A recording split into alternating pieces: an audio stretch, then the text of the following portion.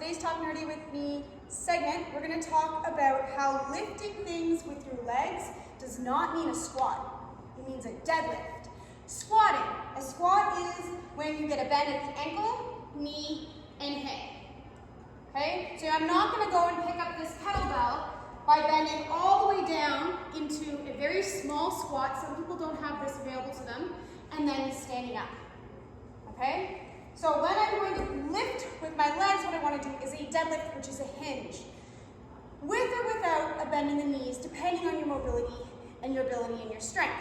Okay? So if I see needing to pick up something like a kettlebell, I need to see a slight bend in the knees. The hips are going to go back, like you're putting a butt print on the wall. Your upper body and your core is tight. And you're going to bend your knees only as much as you need to, tightening the upper body and pushing through the ground.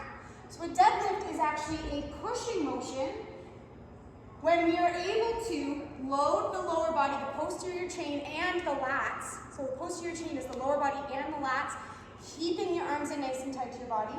When I'm able to do that, I'm able to push away the floor instead of pulling up through the upper body.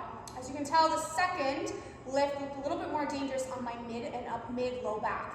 Okay? So we want you to be able to be sending the hips, bending the knees, tightening the upper body, pushing with the legs. So that's what they mean when they say always lift with your legs. They don't necessarily mean bend the knees 100% all the way down and lift things up. So where do we see this in sport?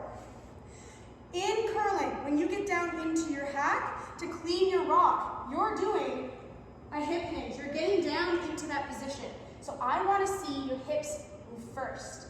If your knees hurt when you get into the hack, video yourself from the side and notice if the first motion is your knees or if the first motion is your hips bending into that position. Okay?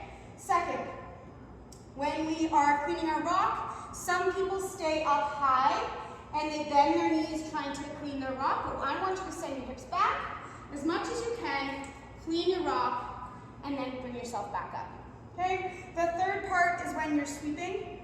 We need to be in that sweeping position in a little bit of a bend forward, hips back into that deadlift. And then the fourth is when you're calling line. Okay? I can tell who is going to have back injuries at some point in their life when I'm watching them call line like this, they're all tucked under. We need to see that nice, perfect hip hinge.